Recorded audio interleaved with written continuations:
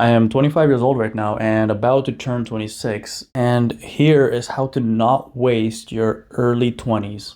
So now that I'm well into my mid 20s, one thing I can say certainly is that I am really looking forward to the future. I'm not afraid of what the future holds simply because I know I didn't slack during my early 20s and I put in the work in order to build a better life in the future. Now, does that mean I did less fun things? Did I party less? Did I go out less? Maybe. Maybe a little bit less, sure. But none of that mattered. I don't give a shit about that. Now, looking back, it's so worth it because as you actually get older, you're seeing the age go up and up. You're gonna start finding that a lot more people are losing their shit. They are scared. They're fucking around and they're not finding out yet. But their choices and decisions are starting to catch up with them. So if you're about to enter your 20s or maybe you're in your early 20s, I'm just gonna share what I did. And I'm not saying I did everything perfectly, by far, not at all. Looking back, I could have done things so much better, but I do not regret it either. I do not feel like I've wasted my early 20s. It's not wasted at all. It's made me the person I am today. In fact, if I had wasted it, I wouldn't have been able to sit in front of a camera and talk to you guys right now. But here we are. By the way, guys, check this out. I got some new sick tattoos. Probably one of the worst choices of my life. They're pretty bad, they're pretty ugly, and it's a good thing that they're fake.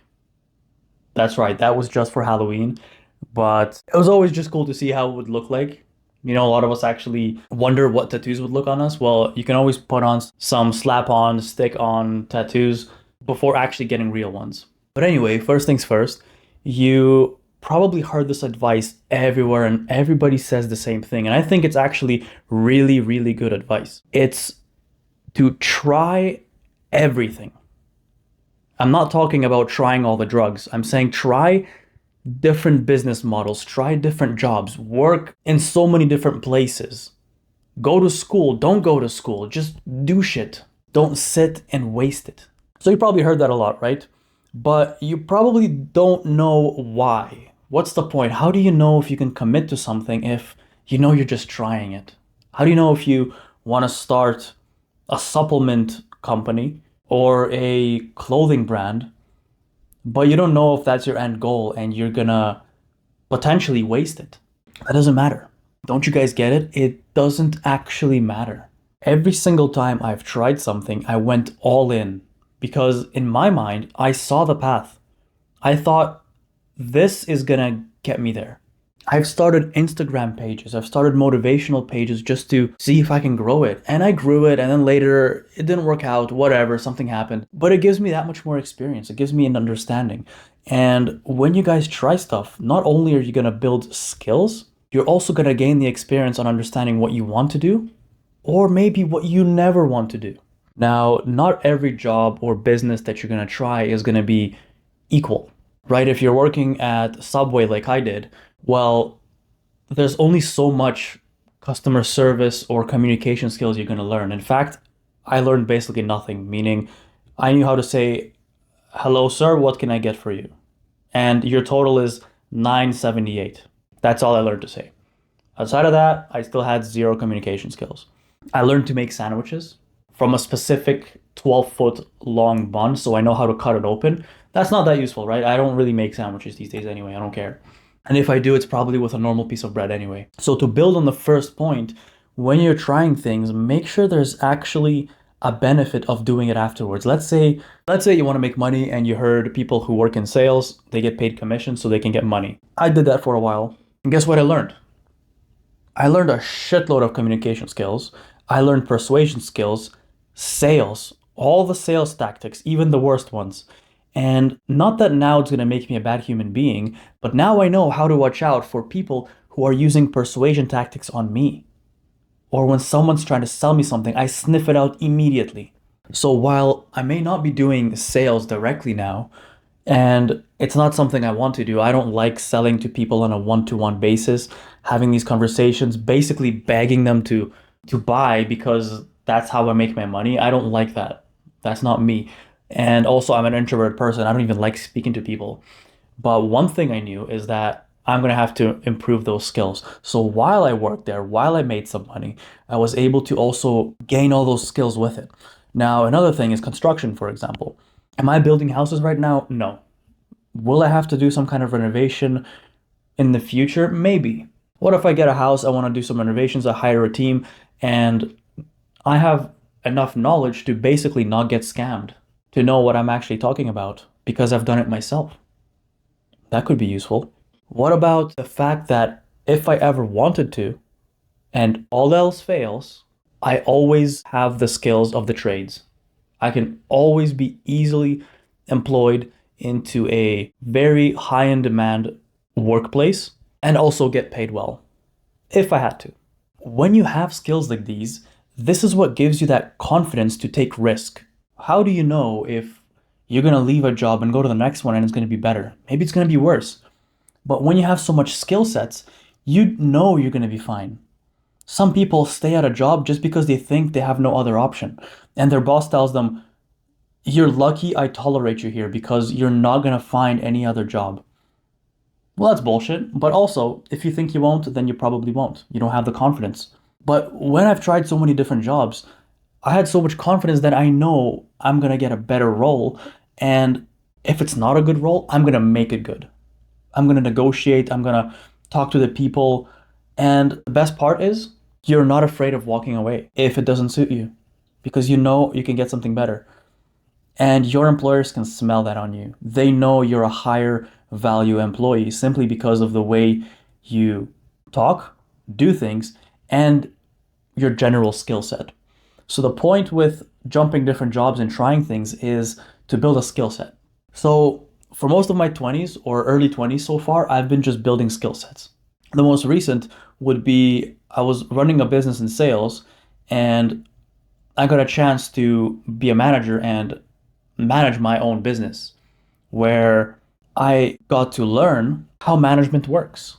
I never knew that management or managing employees could be a skill. Like, how do you just get people to do stuff? Do you think that every person that walks through the door, you're just going to tell them this is your job and they're going to do it? No. I thought that's what happens because I would do my job, but no, that's not what happens. People have their own minds. People want to do things their own way.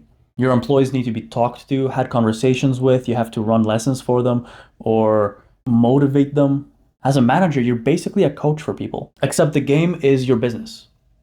So all these skill sets add up, and the coolest thing is they all bridge together. For example, sales skills and communication, they bridge into management because while I knew how to sell and how to persuade people, I didn't know how to apply that in a management setting. And then once I started getting it, I realized, wait a minute, this is like the same thing. You're just persuading your employees to do the best job they can. That's it. It works the exact same way. And if you guys are interested in learning all these things, I'm actually going to be making a lot of videos on communication, sales, management. So if you feel like it, stick around. But that being said, I'm glad I jumped around and tried a lot of things. Now, it would be nice if they had worked out because that means I would have been further ahead. But neither those things were a waste of time. I cannot say those things were a waste of time because they made me the person I am today. And I can't imagine surviving in the world where I didn't have the skills I now have. And a lot of us who don't have those skills, we feel that way. We feel like, holy shit, the job market is competitive. Why are there so many people applying for the same position? How many people are you up against? What if you're not good at taking an interview? What if you don't have the skills? Well, now that I've done those things, I'm no longer worried. I know if I have to get a job, I'm going to sit down and I'm going to destroy the interview. There is no competition. Because what did everybody else do that's my age? They fucked around. And forget my age. There's people older who have been stuck doing the same thing over and over, maybe a desk job, and they developed no other skills. So they're a boring person. They don't even know how to sell themselves. They come in there with their resume. Guys, I took interviews. I don't even look at the resume. I don't give a fuck. Your employers don't actually look at your resume most of the time. They just kind of skim it over the fact that, okay, this person is employable because they made our resume. So if they're good enough to make a resume, they could probably be invited for an interview. Employers aren't looking how nice your resume looks. They're looking at what kind of person are you, at your personality. That's why there are people out there like some of us who can just go and get jobs without any specific skills that they want because you can just convince them that you're going to learn whatever it takes to do the job required. That's why everybody tells you if I were younger, if I were in my 20s, I would experiment and try a lot of different things. That's how you get that edge. Now, the next thing I want to talk about is the whole analysis paralysis. When you get stuck overthinking if this is what you want to do and this is what you want to invest in, so you never actually end up doing it. That's happened to me a lot. I'm an extreme overthinker. I overthink everything. I have to calculate everything and make sure the risk to reward makes sense. But the thing is, it's not going to make sense. Sometimes that's why it's just called a risk, because not everything's going to line up perfectly. You don't know what you don't know. So I'm a lot better at applying these things now, that whenever I have an idea to do something, I just act on it immediately and try it out. But I did have this issue before. And the easiest thing you can do is just do it anyway. Yeah, it doesn't make sense. What if this happens? What if that happens? What if you lose money and you spend time working for your money? But just do it anyway. Do it and it's going to be fine. Because once you've done it, yeah, you might experience some pain if it didn't go right. But even pain itself is a teacher. You're going to know not to do those things, and you're going to be able to handle future pain. The next time you take a risk and it doesn't go right, you're just going to brush it off like, whatever, I felt this before. Guys, the next point is don't you dare be too arrogant to learn. I've seen this time and time again. It's okay to have some humility. You don't need to pretend that you're a pro when you're 20 years old. You don't need to show the world that you're the shit. And you can flex all you want. That's not really what I'm talking about. I'm saying when you're new to something, maybe it's a new job, maybe it's a new business model, and you have people who are far more experienced than you, and for you to think that you know better and you're going to do it your way, you'll end up looking like a fool. Trust me, nobody's looking at you like, damn, this 20-year-old is a genius. Nobody thinks that. They actually think this guy's a dumbass. And he's a pain in the ass because he's arrogant, so he's not going to do anything that we tell him to. I'm not saying you have to follow the crowd and subscribe to the NPC way of life. That's not what I'm saying.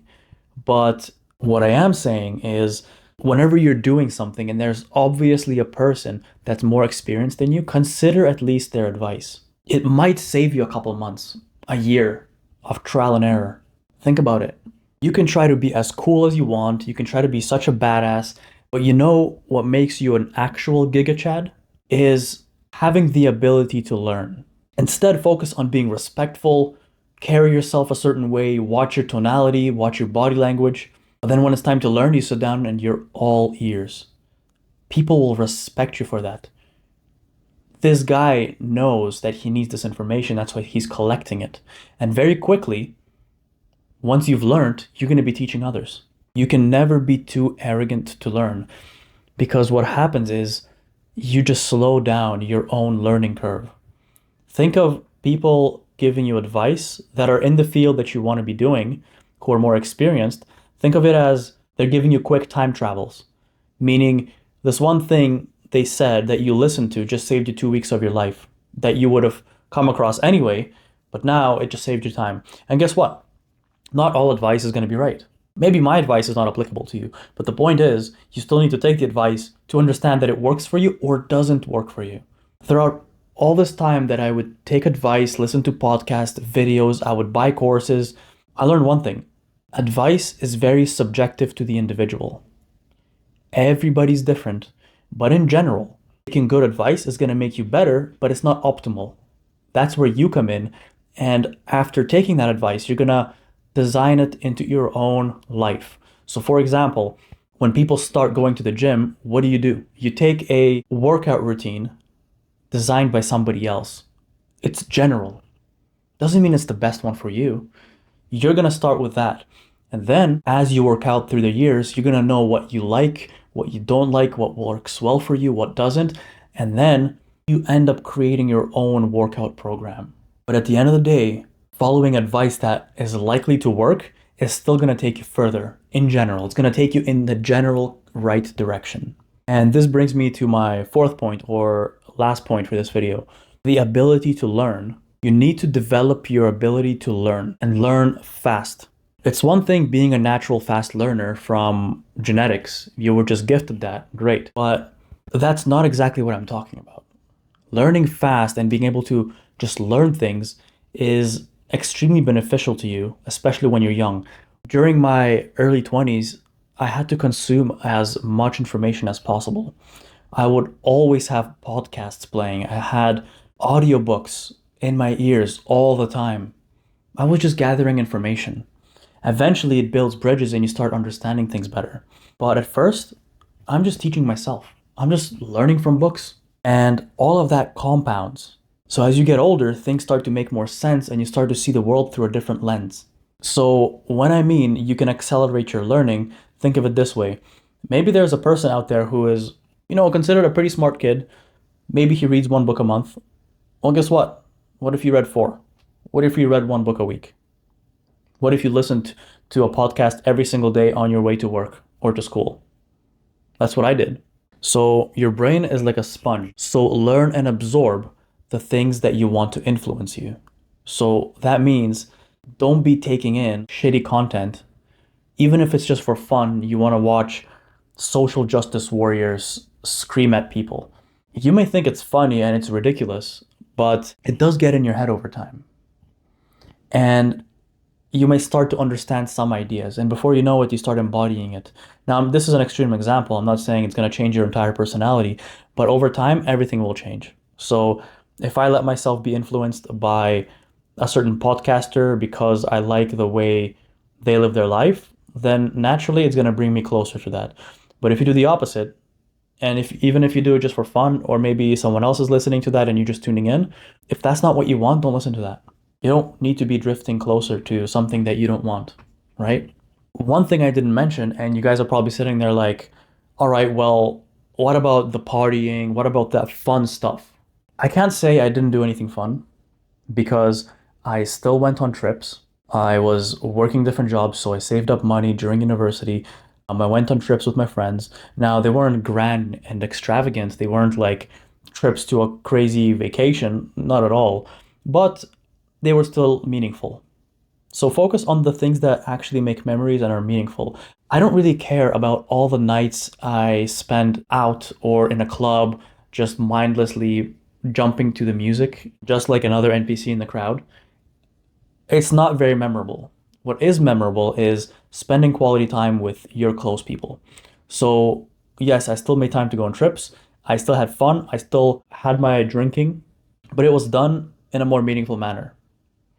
And even when my friends would invite me out and I wanted to go, and I went, but I still had to get my workout in.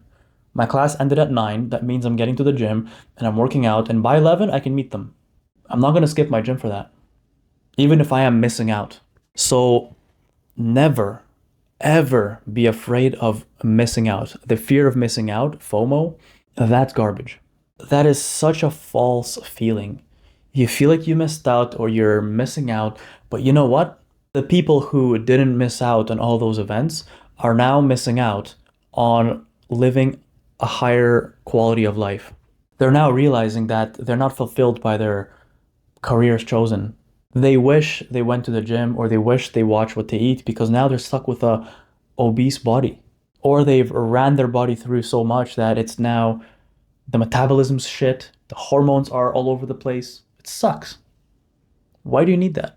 I'm not saying don't do it. I'm saying get that out of your system as fast as possible and as early as possible so that when time comes, you're locked in and you're working on the things you need to be working on and not worrying that your friends are going out and partying. So while I did have less activity than other people, I don't regret it one bit. I'm just about to turn 26 and I couldn't be more excited for the future. My life's only getting better. It's insane how much the actions you took before end up compounding and bringing you forward. And I feel like it's only starting. I'm only now starting to see the fruits of my labor, and the labor is not even over. That doesn't matter. I think maybe closer to my 30s, I'm gonna be a lot closer to where I want to be. But I've certainly not wasted the early 20s to fuck around and find out. So if some of you guys are in the same position, if you're going to the gym every day, if you're prioritizing, learning things, working, missing out on some parties, well, just know this. Eventually, it's going to catch up with you in a good way. And you won't actually worry about missing any of those mindless, useless events. If you guys like this video, thumbs up, follow me if you want. Other than that, I'll catch you guys in the next one.